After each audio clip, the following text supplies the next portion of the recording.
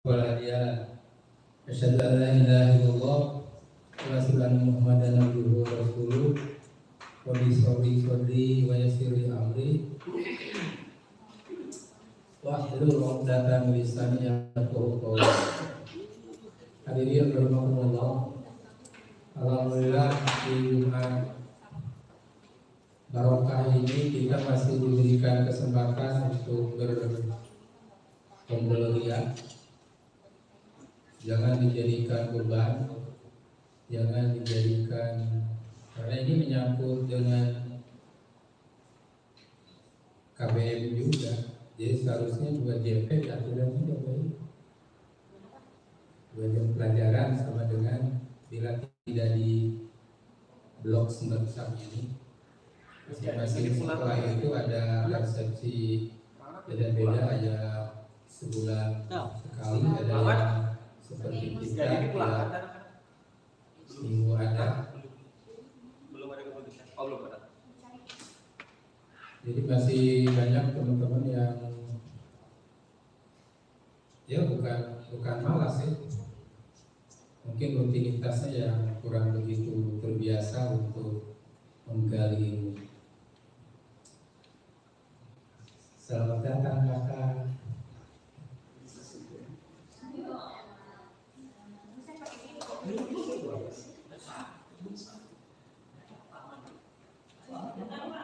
Paman nggak ada manggil orang tua. Saya suruh Bu Ayu buka aja Pak, sejamnya Pak Ahmad dikira 1 jam penuh. Kalau Pak, salawat serta salam semoga tercurah kepada junjungan kita Nabi besar Muhammad SAW.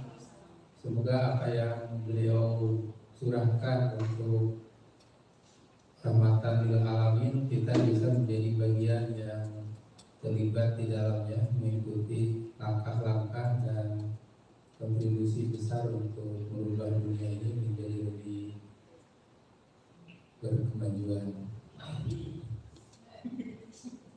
Kenapa Pak ada protes mau berkemunduran? Yang saya hormati Bapak Kepala Sekolah, ini ada ya bukan gejala mungkin salah jadwal. Saya pun baru lari dari kelas dan keluar jam 1.40. Dikira sudah dimulai, ternyata sarannya Pak Ade belum dimulai Pak. Untuk itu mari kita sikapi bersama kegiatan ini sebagai upaya peningkatan kualitas pemahaman kita tentang berbagai macam perkembangan ilmu pengetahuan di era digitalisasi. Mudah-mudahan Bapak Ibu yang rajin dan senantiasa itu bisa semakin cerdas, tidak kalah oleh anaknya, apalagi anaknya yang sekolah di CBBS seperti Pak Ahmad, Bu Nina, Bu Fajar, Bu Retno.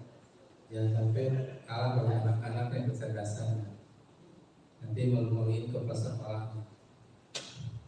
Bapak Ibu sekalian, mari kita awali pertemuan ini dengan pembacaan basmalah. Bismillahirrahmanirrahim. Sebelum ke pemateri utama, ada arahan dari Pak Kepala. Bapak kami persilakan. Bismillahirrahmanirrahim. Assalamualaikum warahmatullahi wabarakatuh. Bapak Ibu Wakil Kepala Sekolah yang saya hormati, Bapak Ibu guru dan ustaz-ustazah yang mudah-mudahan hari ini senantiasa disehatkan oleh Allah, dilapangkan hatinya, dimudahkan semua urusannya. Salawat salam mudah-mudahan tetap berlimpah curahkan pada junjungan kita Nabi besar Muhammad Sallallahu Alaihi Wasallam. Diawali dengan pertanyaan kuis.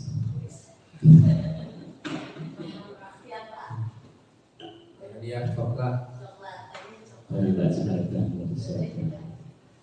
beberapa hari yang akan datang, apa aktivitas sama yang paling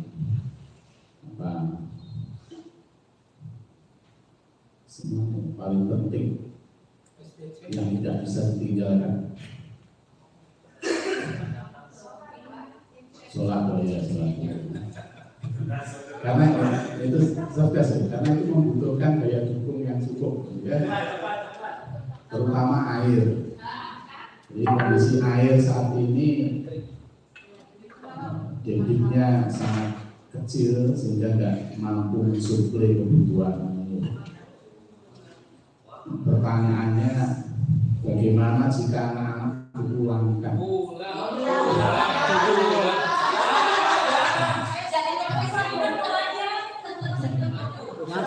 Jangan Pak, jangan sebentar. Lama. Saya sudah menghubungi ke Istamben dan BPBD untuk pinjam mobil, tapi tidak ada yang punya.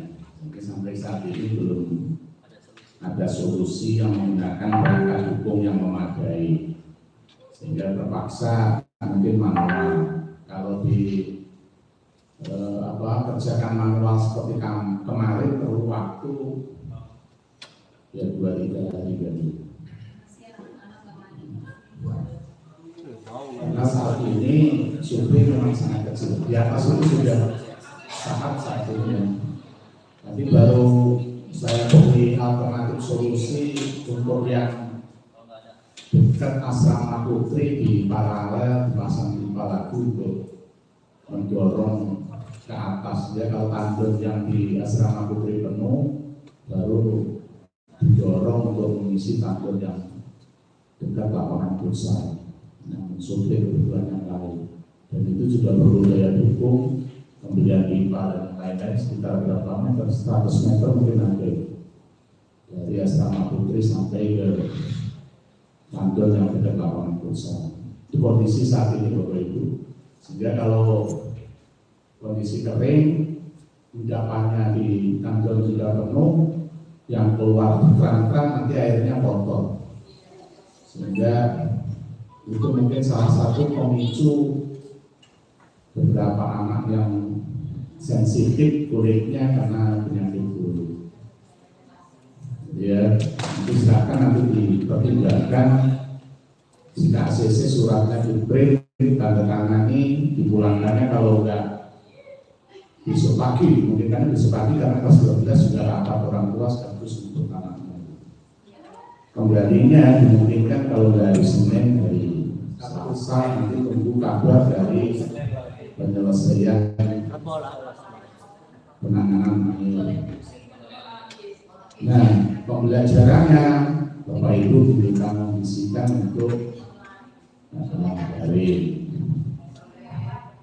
bagaimana Bapak Ibu sepakat? Sebelum heboh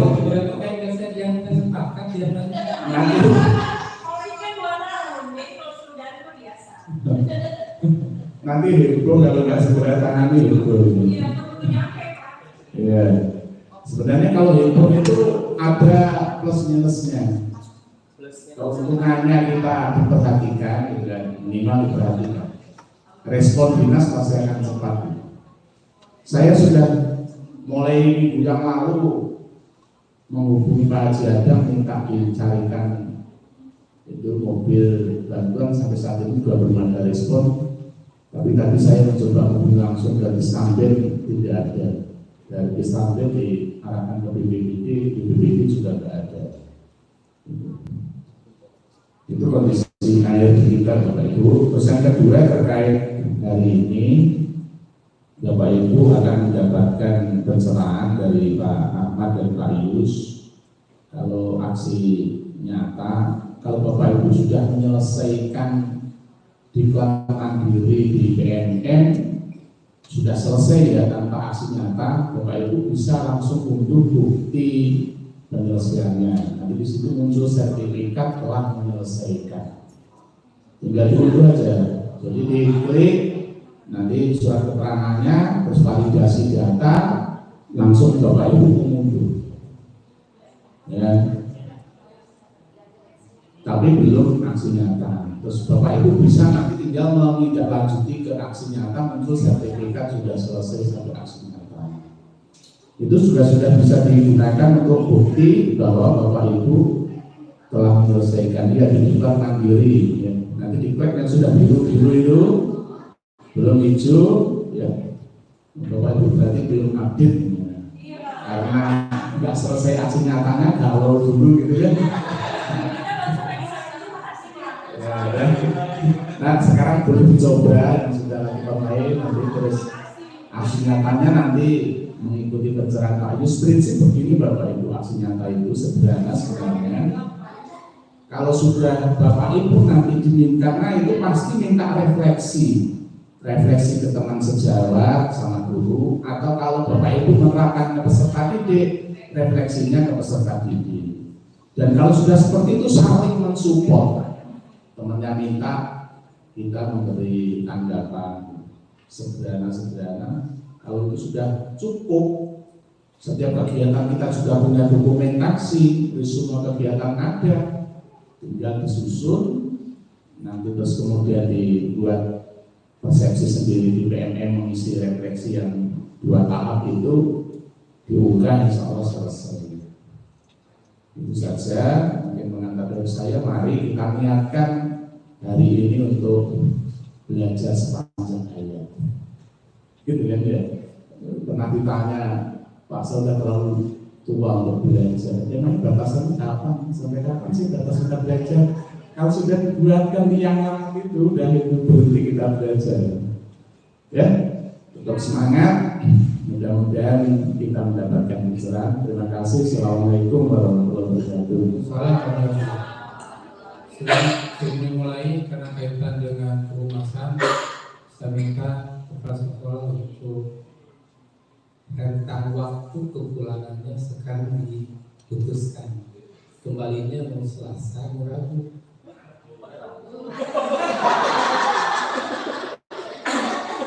Berarti kalau besok mulai Sabtu, Minggu, Senin atau Sabtu Minggu beres? Saya tahu ya. Kalau ngangkat terus kemudian menurunkan perkiraan 2-3 hari selesai. Kalau Senin mau pulang, tapi ada beberapa anak yang saya tanya, kamu kenapa dari UKS Pak? Mana kalau dipulangkan nggak mau Pak, nggak mau dipulangkan, kenapa nggak mau?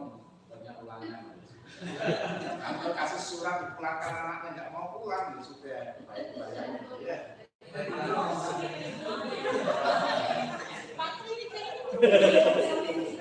Jadi saya memiliki suratnya sampai tanggal berapa? Sampai Senin. Masuknya Senin sore.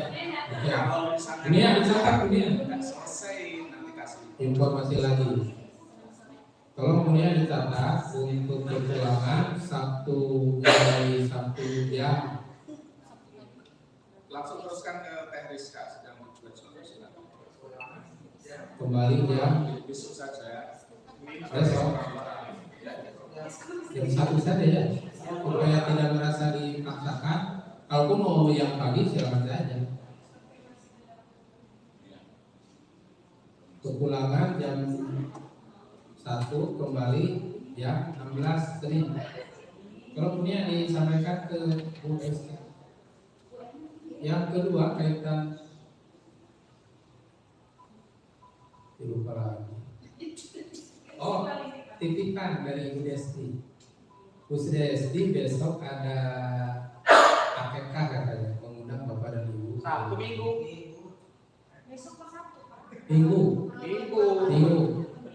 Minggu. Besoknya Minggu bukan Sabtu. Hari Minggu ditunggu di rumah Bu Desti untuk AKK bagi yang tidak ada. Terus balik kelas kan besok kelas 12. Untuk balik kelas 12 1 siapa? Ada kan? 12 2 12 3 12 4 Tapi diinformasikan saja ya di grup balik kelas besok jam 9.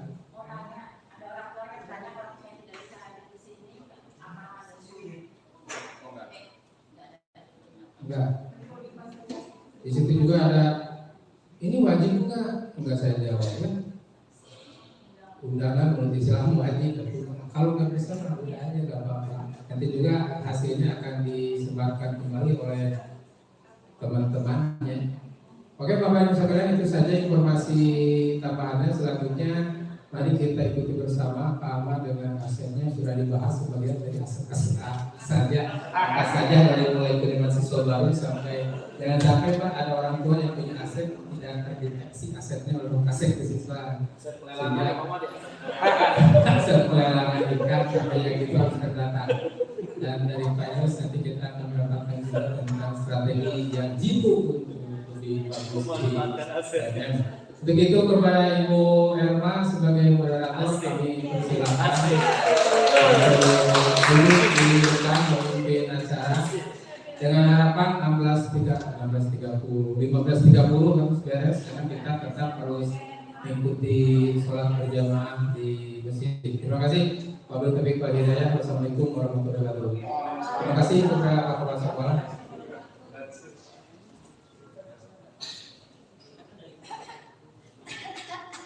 Tadi di kelas anak lain suaranya sama tadi.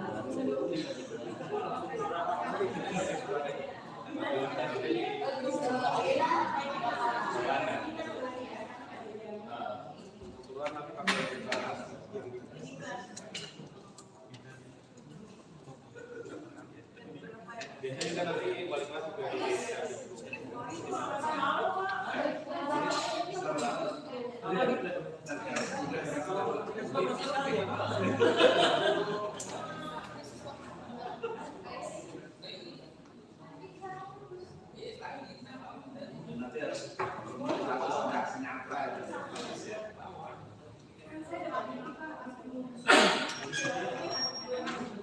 ke kata tekanan juga di sini ada.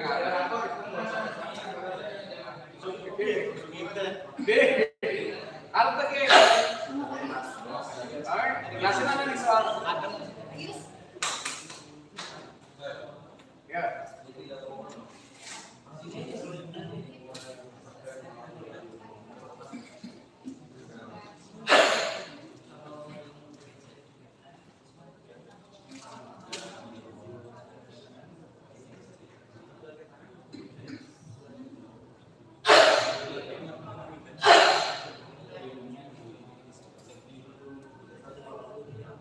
Baik, terima kasih kepada Bapak Humas yang telah memberikan waktunya untuk kami. Baik, Assalamualaikum warahmatullahi wabarakatuh. Alhamdulillahirabbil alamin wa bihi nasta'in ala umuri dunya wa ala alihi wa sahbihi ajmain. Yang terhormat Bapak Kepala SMA ICMDS, yang saya hormati Bapak Ibu Wakasih, rekan-rekan guru dan staf tata usaha. Segala puji bagi Allah yang telah memberikan taufik dan hidayahnya sehingga kita semua dapat berkumpul dalam kegiatan kelompok madani ini. Salawat serta salam marilah kita curahkan kepada Nabi Muhammad SAW beserta keluarga, sahabat, dan umatnya sampai akhir zaman. Bapak Ibu, perkenankan saya Erma Apriyatin SPD selaku moderator akan memimpin jalannya kegiatan hari ini. Baik, saya di sini ditemani oleh dua orang narasumber sebenarnya ya. Salah satunya ada di sebelah sana. Narasumber ini narasumber yang cukup terkenal, sudah melanglang buana dan ganteng-ganteng nih. Aduh ya. Nah, di sini saya ditemani oleh Pak Ahmad Fatur Rahman SPD MPD dan juga Bapak Yustiandi MPD. Nah, Bapak Yustiandi, hari ini materi yang akan disampaikan itu dengan pemetaan dan juga bagaimana cara ya, mendapatkan sertifikat di PNM dengan mudah. Karena selama ini ketika kita melakukan pembelajaran atau pelatihan mandiri di PMM, kita merasa kesulitan dalam mengerjakan aksi nyata. Betul tidak Bapak Ibu? Betul ya. Jadi Bapak Ibu biasanya sudah menyelesaikan beberapa topik, tapi mengalami kendala dalam mengerjakan aksi nyata. Nah nanti untuk trik supaya kita dengan mudah mendapatkan sertifikat tersebut, nanti akan ada Pak Yustiandi yang akan memberikan pencerahan supaya kita semuanya dengan mudah mendapatkan sertifikat tersebut. Baik, tapi sebelumnya, nah sekarang ada Pak Ahmadi yang nanti akan menyampaikan materi tentang pemetaan aset di sekolah. Ini juga penting ya Bapak Ibu ya. Jadi perlu diketahui oleh kita semua. Baik, tidak lama-lama kita langsung saja. Silakan kepada Pak Ahmad untuk menyampaikan materi hari ini. Terima kasih. Terima kasih Bu Irma atas waktunya. Mohon izin untuk menyampaikan. Bismillahirrahmanirrahim. Assalamualaikum warahmatullahi wabarakatuh. Yang terhormat Bapak Kepala Sekolah, kemudian Bapak Ibu guru yang hadir pada hari ini. Pertama-tama mari kita panjatkan puji syukur kehadirat Allah Subhanahu wa taala di mana pada hari ini kita bisa berkumpul untuk tolabul ilmi. Mudah-mudahan ini menjadi syafaat, salah satu syafaat nanti di yaumul kiamat kita menjadi saksi, semua saksi, insya Allah menjadi saksi semuanya untuk nanti di akhirat nanti. Salawat serta salam mari kita curah limpahkan ke junjungan kita Nabi Muhammad Sallallahu Alaihi Wasallam. Izin di bawah untuk kegiatan ini bentuknya kita forumnya forum diskusi. Jadi untuk pemaparannya mungkin ada materi sedikit. Nanti kita akan mencoba menggali semua aset yang ada di CBBS. Sejauh mana aset ini yang kita miliki.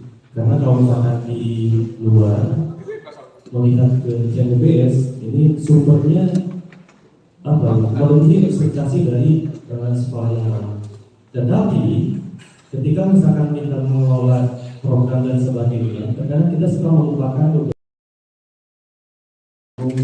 terkait keberhasilan di bawah.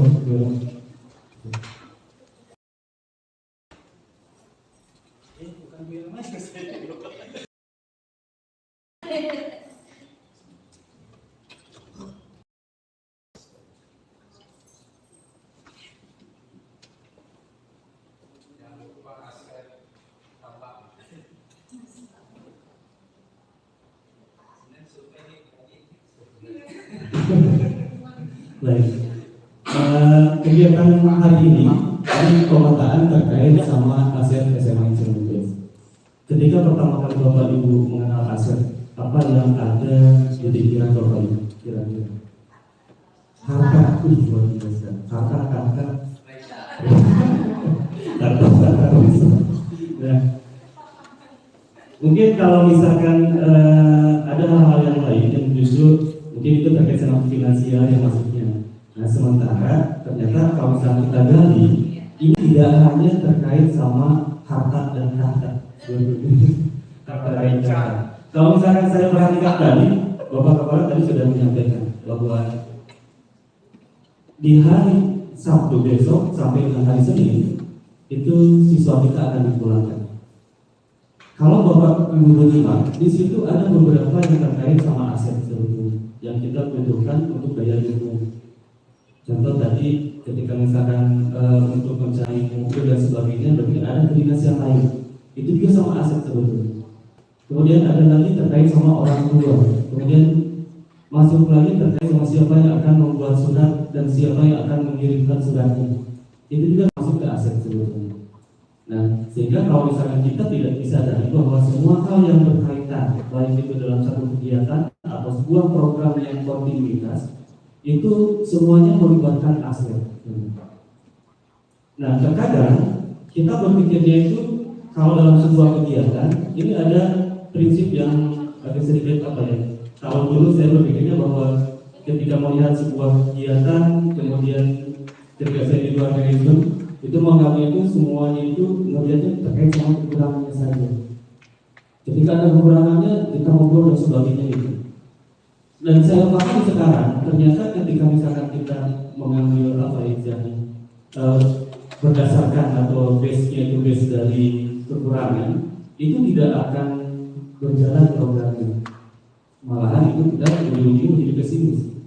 Dan programnya pasti akan runtuh nantinya, tidak akan berjalan.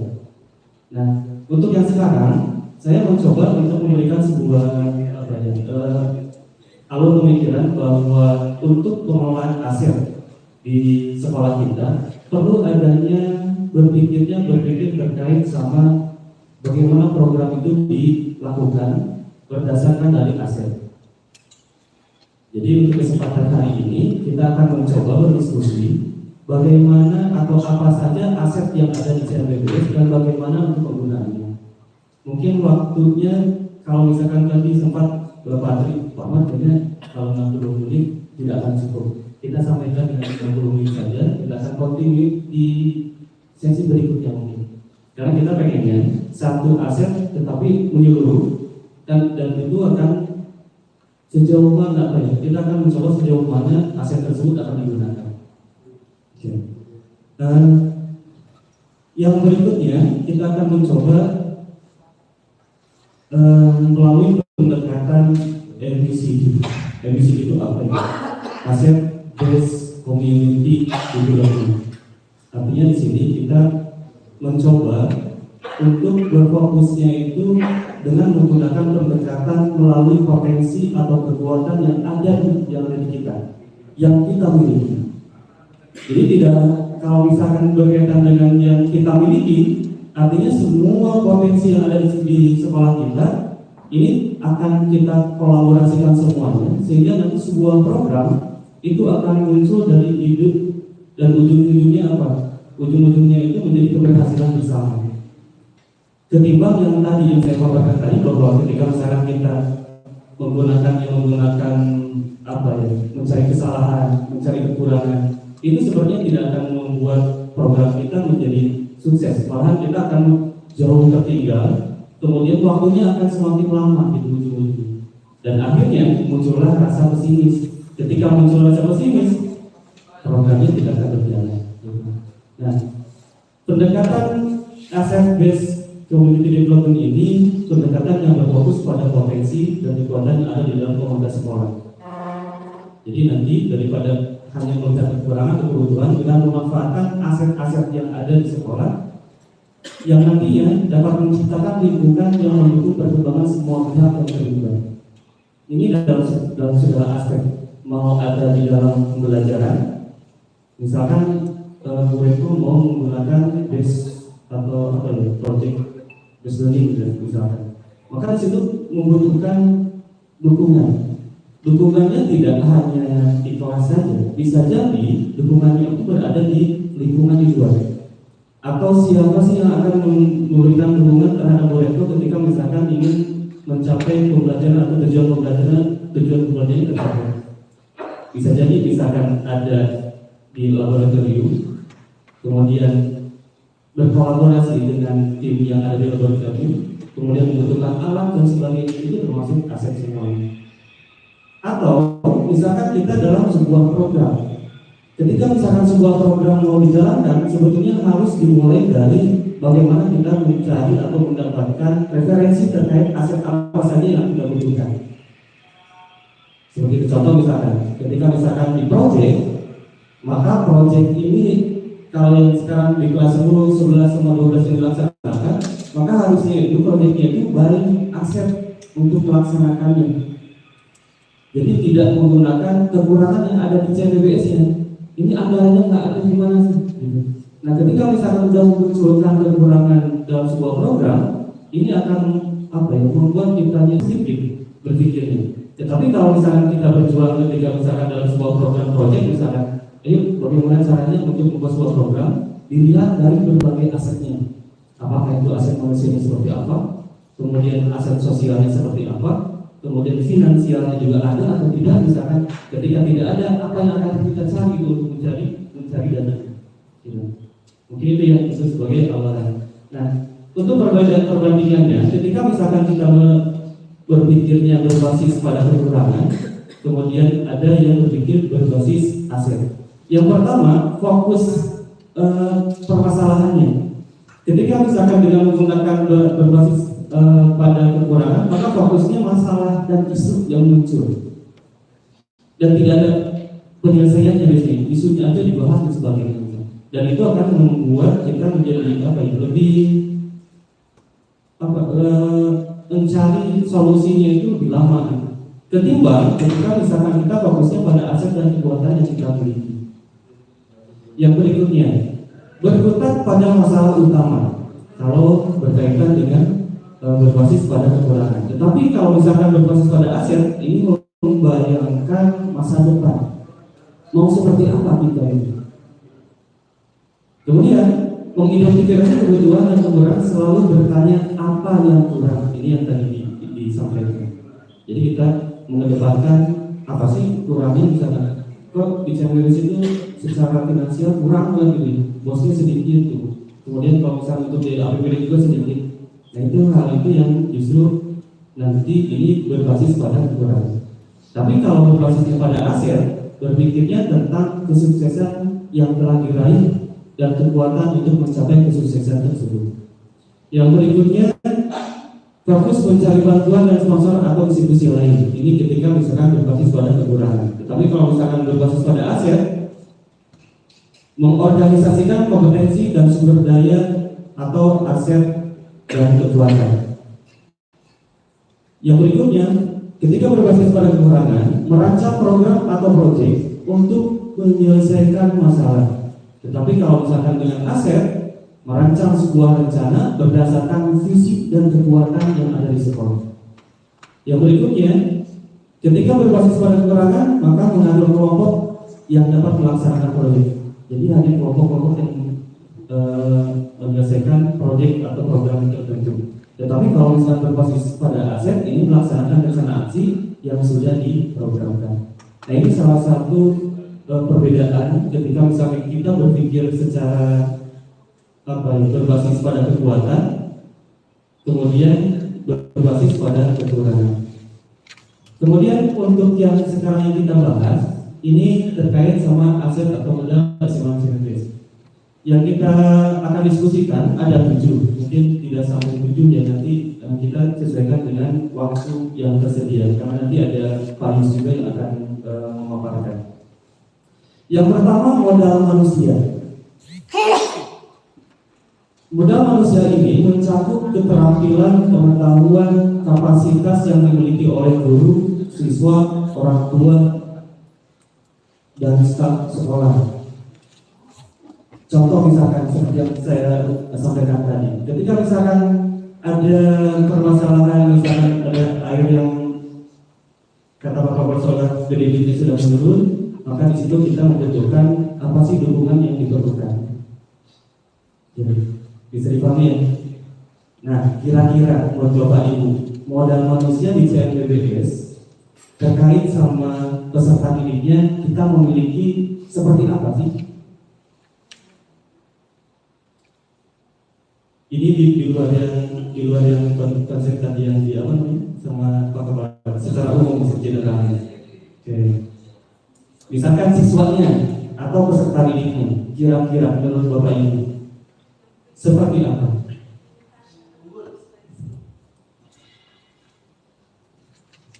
Peserta didik yang ada di sekolah ini adalah peserta didik yang melalui seleksi, sehingga insya Allah kalau misalkan itu kan sesuai dengan kriteria yang kita inginkan, sehingga itu adalah aset yang memang kita punya. Baik, betul sekali ya. Kita tuh ada BPDB dengan beberapa kali tahapannya. Istilahnya kita mencari siswa yang terbaik dan terbaik lagi gitu. Karena beberapa caranya. Ada yang bisa menyampaikan lagi terkait sama modal manusia dan misalkan itu?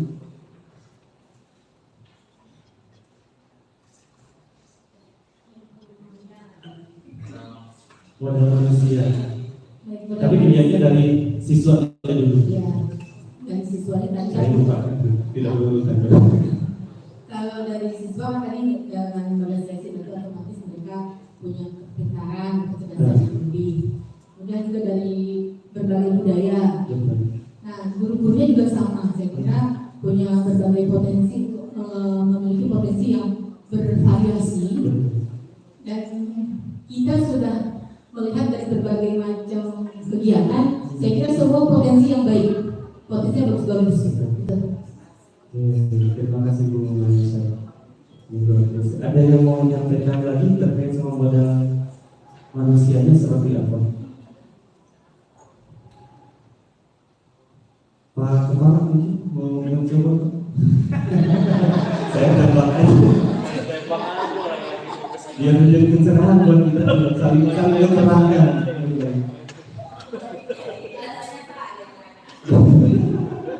Dan modal manusia sudah hampir di depan kita, ini salah satunya karena CLBS sekolah berasrama tadi modal siswanya sudah pilihan satu, didukung oleh modal manusia yang dari unsur gurunya juga pilihan, ustadz-ustadznya yang pilihan, tenaga administrasinya oke, pramu praktis, satpam dan semuanya itu ya saling mendukung. Dan itu tidak bisa bekerja sendiri-sendiri. Sehingga yang perlu ditumbuhkan nanti modal manusia itu setiap pribadi yang ada di CLBS itu sama pentingnya dan sama-sama berkontribusi baik untuk kemajuan sekolah. Dan itu yang perlu dimunculkan itu. Pramu bakti dan kepala sekolah sama pentingnya hanya tidak orang saja. Terima kasih Bapak. Terima kasih Bapak. Nah seperti itu Bapak Ibu. Nah ini terkait yang ada di sekitar sekolah. Jadi modal manusianya ada siswanya sudah pilihan, guru-gurunya juga sudah pilihan. Kemudian ada OB, satpam, apa lagi yang tadi kita?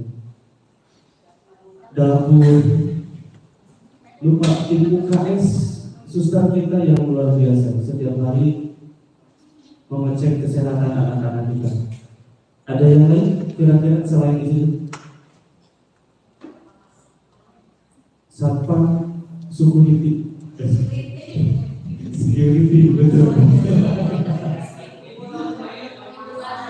Pelayanan primatnya ini pelayanan itu luar biasa. Ibu kantin, nah itu salah satu yang betul Bapak kantin. Ibu kantin, Bapak kantin jangan dilupakan karena mereka betul yang memberikan apa ya, jadi yang ada di lingkungan kita itu. Betul sekali Bu. Yang tidak kalah pentingnya kalau misalkan orang tua itu juga sebetulnya masuk ke aset manusia. Orang tua kita ketika kita diskusi tadi sebelum kita di sini, ternyata bahwa coba katanya asetnya dilihat orang tuanya yang datang ke sini itu apakah bisa dimanfaatkan Bapak? Bisa dikolaborasikan atau tidak? Salah satu contohnya ketika misalnya kita kolaborasi bareng sama yang ke sumbernya, itu salah satunya. Minimal kita bisa bersilaturahmi gitu. Kemudian ya lumayan lah ada ikan digit bisa kita. Nah untuk yang sekarang kebetulan payung juga sudah ada payung setengah. Datanya ada gitu. Di daerah Rangkas kebetulan beliau menjadi ketua pelelangan, kepala pelelangan ikan. Nanti kita soalnya ke sana. Betul. Nah, jangan kolaborasi. Saya tadi salah juga garis bawah ini kolaborasikan dengan kita. Oke. Nah, itu yang terkait sama modal manusia. Jadi modal manusia ini bisa kita apa ya? Pemanfaatannya akan lebih jauh bermanfaat atau dapat dikolaborasikan ketika dalam suatu program, sehingga kalau misalkan kita membuat kegiatan, maka yang pertama kalinya itu biasanya kalau kita yang dari guru penggerak itu ada yang namanya bagja itu apa? Misalnya yang inquiry apresiatif. Jadi hal-hal yang positif dari semua pihak gitu. Nah itu yang harus dikembangkan. Jangan sampai ada hal yang negatif dari seseorang itu akan menjadi kurang baik nantinya pada saat melaksanakan program. Kita mengambil yang positifnya saja. Oke. Yang berikutnya di sini ada modal sosial. Nah, modal sosial ini terdiri dari jaringan relasi, bentuk kerjasama yang ada di komunitas sekolah. Bagaimana hubungan antara siswa dan guru, orang tua, kemudian masyarakat dapat berbuat untuk mendukung program sekolah. Nah, kira-kira menurut Bapak Ibu, seperti apa sih modal sosial yang kita miliki? Ada yang mau masuk? Modal sosial? Oke, Pak Yudi.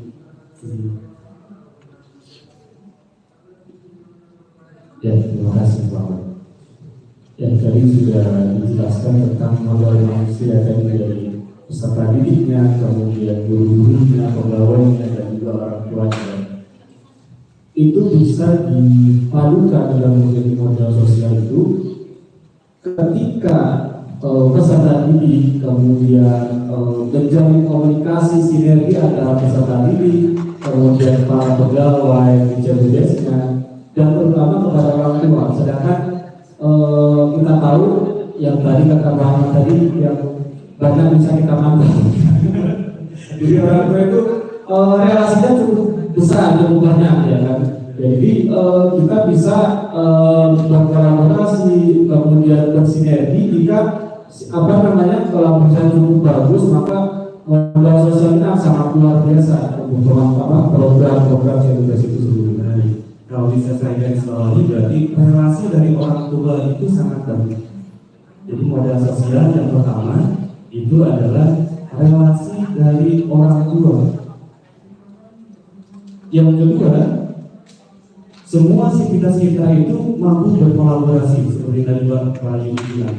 Jadi kalau misalnya ada sesuatu hal, kita itu gampang, yuk kumpul bareng selesaikan. Nah itu di kita. Jadi tidak dilama-lamakan gitu sebuah permasalahan, kita langsung eksekusi, kemudian baru ada penyelesaian. Itu salah satu, jadi kolaborasi, kemudian tadi relasi terhadap orang tua yang begitu banyak, ini akan menjadi aset kita ketika misalnya kita membuat sebuah program. Ada yang lain Bapak terkait sama aset sosial, modal sosial?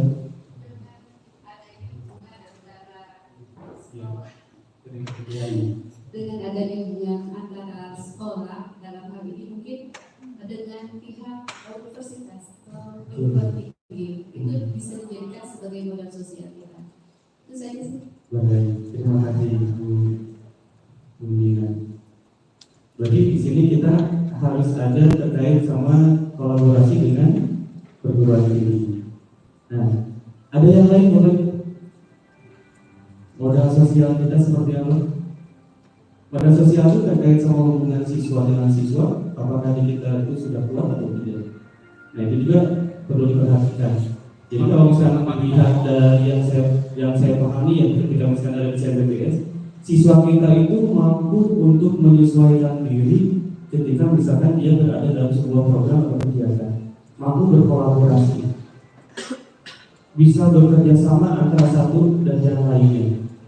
Nah, yang digarisbawahinya nanti jangan sampai ada yang berpikir bahwa ada yang kurangnya itu menjadi aset. Kalau kurangnya itu jangan jadikan aset yang kurang. Misalkan ada pembulian anak-anak, misalkan ini suka pembuli, itu dicoret aja.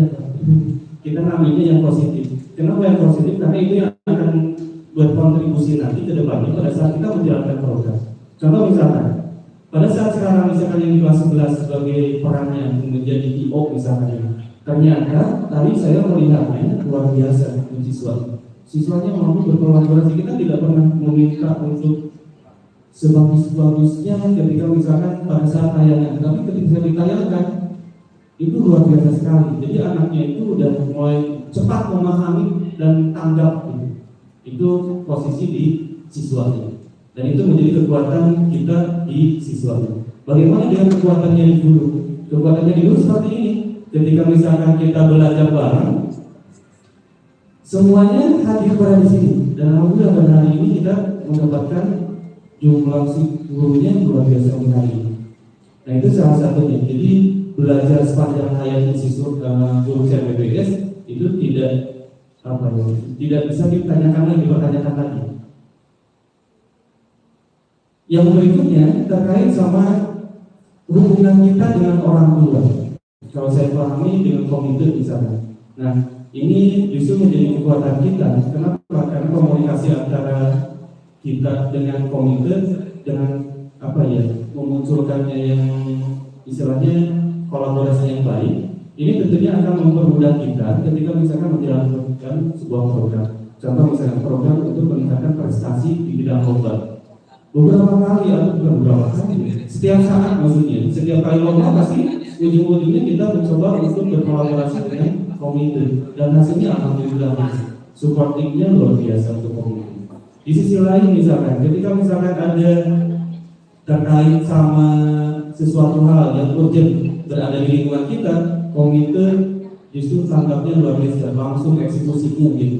Itu sudah sudah sering kita lihat ya, ketika komite mengeksekusi sebuah program dari komitenya langsung ke CMBPS. Cuma nanti mungkin lebih untuk bukan dibatasi sebetulnya, karena ada kewenangannya gitu ya Pak ya, karena ada kewenangannya. Artinya nanti malah overlapping terlalu besar gitu ke sekolah. Itu juga menjadi perhatian. Baik, ini. Terima kasih Pak Ahmad. Ada apa? Siap, nggak apa-apa. Terima kasih Pak Ahmad kesempatannya.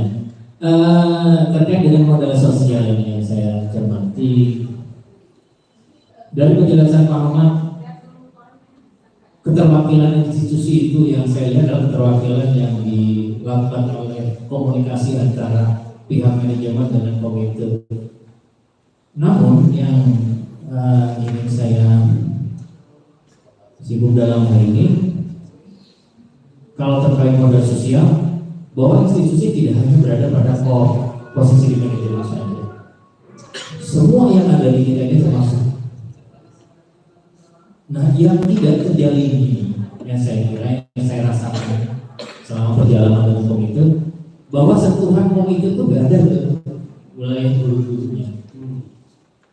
Jadi kita mencermati modal sosial yang untuk jaringan relasi antara komite dan institusi sekolah tidak hanya terwakilkan pada posisi manajemen, tetapi dari kitanya sendiri. Pengalaman yang saya rasakan bahwa pada saat komite datang, maka yang kenal dengan orang-orang tertentu saja dan tidak masuk ke area kita, maka saya bilang itu tidak keluar ruh modal sosialnya, belum ada di situ. Seharusnya institusi juga terwakili oleh guru-guru, dan itu harus terjadi, dan ini yang belum dilakukan oleh kita. Kalau komite merasa bahwa kalau sekolah kita melakukan akreditasi antara komite juga peduli, itu lebih tenang bahwa modal sosial dari semua yang ada di kapal ini ada di situ, terbangun di situ. Jadi relasi yang begitu yang hanya terwakili di ujung, tetapi tidak di bawah. Antara kita dengan mereka itu ada akreditasi. Silaturahmi ini belum terjalan. Terima kasih Bu Sen. Terima kasih. Mungkin di garis bawahinya kita tidak memunculkan masalah terkait sama yang sebetulnya emang perlu, tapi nanti dibuatkan program sebetulnya untuk bagaimana relasi yang sudah baik dengan manajemen ini bisa diperkuat untuk pengembangan di dunia. Seperti itu. Jadi karena kita kembali lagi tadi, jadi aset atau modal ini kita mencoba berpikirnya dengan menggunakan polanya itu pola yang positif sebetulnya, pola yang positif. Jadi kan manajerial di sininya yang mencoba coba untuk nanti kita kolaborasikan antara guru dengan komite. Insya Allah nanti ke depannya ada siap. Gitu. Baik, terkait modal sosial mungkin kalau bisa kita lihat justru kalau kita sudah baik seperti tidak apa ya, tidak begitu saling masing-masing dan sebagainya. Jadi kolaborasi sudah cukup baik. Nah, tinggal kita mau meningkatkan lagi kolaborasi kita sejauh mana dalam mencapai program atau peningkatan kualitas di sekolah kita. Begitu ya. Baik. Yang berikutnya, yang ketiga, kita masuk ke modal politik. Bu Erwan khawatir saya lewat waktunya, jadi khawatir kelamaan. Nah, sudah lewat? Bentar. Sudah. 10 menit lagi. 10 menit lagi. Aduh, closing 5 menit berarti. Yang berikutnya modal politik. Nah, modal ini melibatkan kebijakan, pengaruh, struktur kekuasaan yang ada di sekolah. Kita akan diskusikan. Bahwanya sebetulnya terkait sama diskusi berhubungan dengan pembangunan kepentingan pendidikan internal sekolah dapat lebih efektif untuk mendukung kepentingan kita bersama. Contoh misalkan tadi, ketika misalkan tadi ada kebijakan itu maksudnya ke politik. Ketika patokannya, bagaimana kalau kita memulangkan? Ketika itu sudah dimunculkan bahwa siswanya dipulangkan, maka itu sudah masuk ke ranah kebijakan. Kebijakannya yaitu masuk ke modal politik. Bagaimana kita atau saya dari rekan-rekan dari Wakasek misalnya membuat sebuah kebijakan yang tentunya akan mendukung semua peningkatan di kualitas sekolah kita. Itu juga sama. Kemudian ada juga yang modal politiknya itu yang ada di eksternal. Bagaimana kebijakan dari KCD terhadap sekolah kita, bagaimana nanti dari dinas pendidikan terhadap kita, kemudian ada dinas-dinas yang lainnya yang bisa membantu kita. Misalnya kemarin sempat ke BPSDM, kemudian ada hal yang sampai ke terkait peningkatan kualitas mutu kompetensi dari guru kita, sampai siswa kita mampu melakukan penelitian di DLHK. Ternyata DLHK banget gitu ketika misalnya anak CMBBS melakukan penelitian di sana. Itu salah satunya. Jadi kebijakan DLHK yang memberikan sebuah supporting ke CMBBS untuk melakukan penelitian siswanya.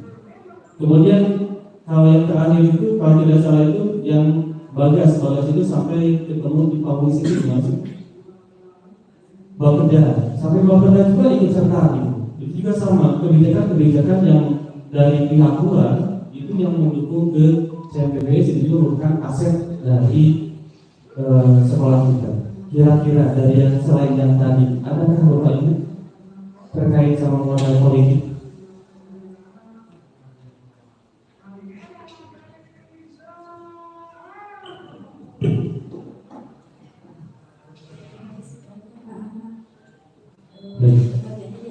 Saya modal politik yang kita miliki itu luar biasa banyak ya. Yang pertama, status kita saja sebagai sekolah yang tidak berdasarkan zonasi, tetapi mendapatkan intake siswa dari seleksi akademik dan juga seleksi disiplin dan itu sudah modal politik yang luar biasa. Posisi kita menunjukkan kita ada hal yang beda dari yang lainnya, itu sudah modal politik.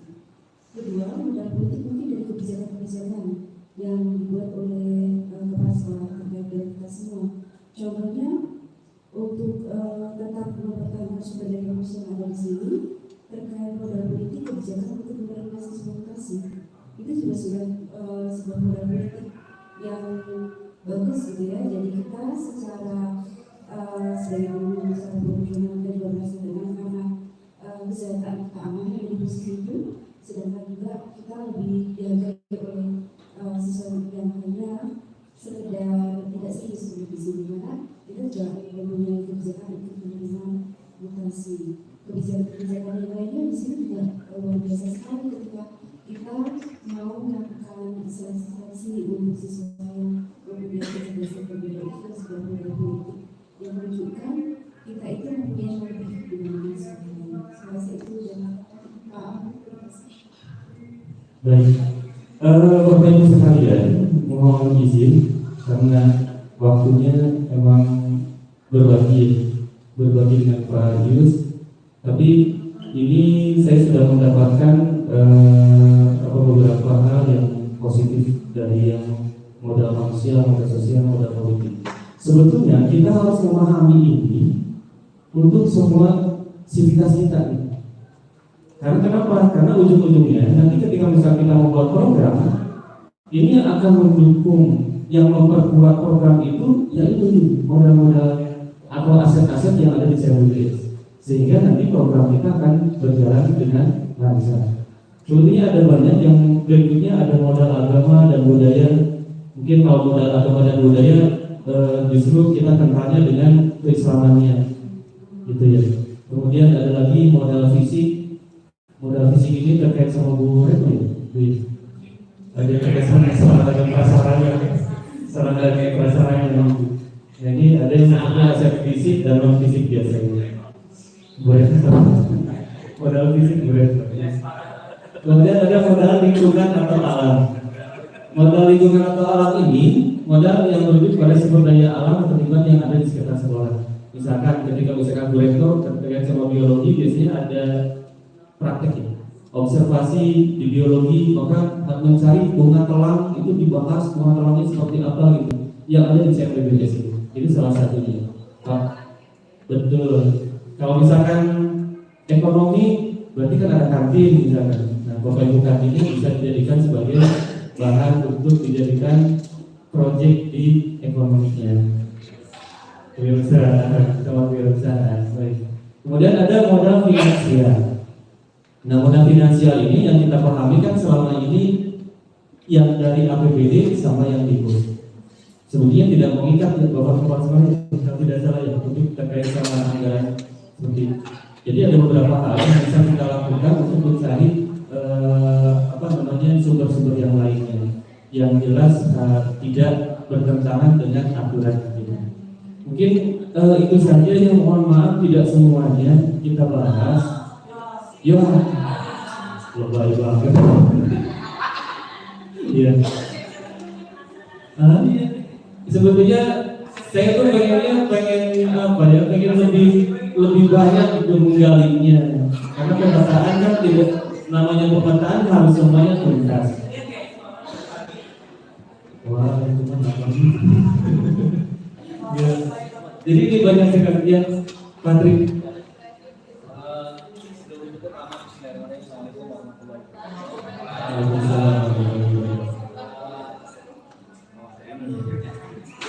Saya tadi terlintas untuk modal sosial dan politik yang satu tambahan yang pertama. Memang kita untuk modal sosial jelas ya, adalah kita banyak sekali dan seterusnya, orang tua, komite, pejabat dan seterusnya. Dan modal politik juga cukup banyak. Ada satu yang kita bisa mengombinasikan modal sosial dan modal politik adalah terkait kebijakan yang berhubungan sama kerjasama dengan lembaga pemerintahan. Contoh sederhananya, kan kita sekarang sedang berbicara tentang pendekatan apa tadi, ada ciri ya, aset community development ya, bukan kabodes kan, tapi mereka tidak sedang berbicara masalah. Nah, di kita ada banyak, bukan banyak, ada beberapa persen siswa yang SKR ya, yang memang tidak mampu. Memungkinkan atau tidak, agar kita bisa menggali akses tentang modal politik kita untuk bisa melakukan kerjasama dengan pemerintahan dalam hal memfasilitasi anak-anak kita yang SKTM ketika mereka telah lulus untuk bisa mengakses langsung beasiswa dari pemerintah. Artinya nanti ketika mereka kita berikan syarat-syarat tertentu, misalkan contoh misalkan 10 ke atas atau 5 ke atas paralel, mereka bisa dengan mudah asal kita memberikan, asal kita punya bargaining untuk bisa deal kebijakan dengan lembaga pemerintah bahwa untuk siswa CBBS untuk 5 paralel ke atas itu akan dibantu untuk beasiswa pemerintah provinsi Banten untuk next program ini. Nah, saya kira itu juga bisa menjawab tantangan bahwa kadang-kadang kita sebagian besar siswanya sudah mampu ya. Betul. Ya, memang berbeda dengan sama kalau selection dulu yang adalah untuk siswa tidak mampu tapi semakin cerdas sebetulnya. Nah, sekarang kebalikannya banyak yang mampu, tapi pun yang tidak mampu kita keadaan. Nah, harapannya kebijakan dalam modal politik dan modal sosial ini bisa mengakses untuk beasiswa yang bersama dengan kesehatan atau dengan anggota legislatif mungkin kita bisa mengakses beasiswa untuk siswa CMBS pasca lulus SMA untuk yang tidak mampu. Itu yang bisa kita lihat. Assalamualaikum warahmatullahi wabarakatuh. Waalaikumsalam warahmatullahi wabarakatuh.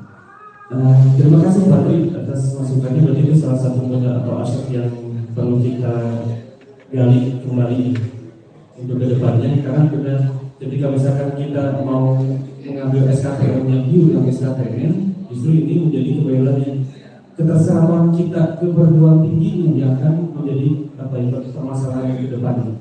Ketika misalkan 100% diambil untuk yang SKPN, tetapi untuk yang tadi mungkin kita bisa mencoba untuk membuat sebuah solusi terkait sama siswa-siswa SKPN yang akan masuk ke perguruan tinggi dengan jalur yang kedinasan, bukan kedinasan, berarti bantuan dinas pendidikan atau yang lain.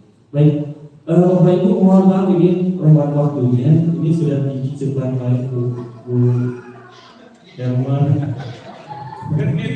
Iya, agak genit Bu Herman sehari ini di buru-buru aja, karena udah lewat. Baik, mohon maaf untuk waktunya. Mudah-mudahan kita ketemu lagi mencoba untuk pemetaan aset kembali, karena ini sangat penting terkait sama kehidupan kita di sekolah, apakah itu terkait sama program atau yang lainnya. Baik, dan saya akhiri. Wabillahi taufiq wal hidayah. Wassalamualaikum warahmatullahi wabarakatuh. Waalaikumsalam warahmatullahi wabarakatuh. Baik, nah tadi Bapak Ibu sudah ada pencerahan ya tentang pemetaan aset yang ada di sekolah kita. Nah, ternyata ada 7 aset yang penting untuk mendukung kegiatan yang ada di sekolah ini. Baik Bapak Ibu, karena di sini narasumber kita ada satu lagi, ya. Jadi kita manfaatkan waktu yang ada untuk mendapatkan pencerahan lagi. Ya, dan ilmu dari Bapak narasumber internasional sepertinya ini, nasional kita ya, yang nanti akan menyampaikan kiat atau trik bagaimana cara kita mendapatkan sertifikat dengan mudah. Dan ternyata ada bonus nih nanti dari Bapak narasumber kita bagi yang hadir ya, yaitu akan ada sharing apa Pak Yus? Sharing dokumen ya, aksi nyata yang bisa dimodifikasi ya Pak Yus ya? Iya, ATM ya? Iya, untuk Bapak Ibu, sehingga nanti Bapak Ibu bisa dengan mudah ya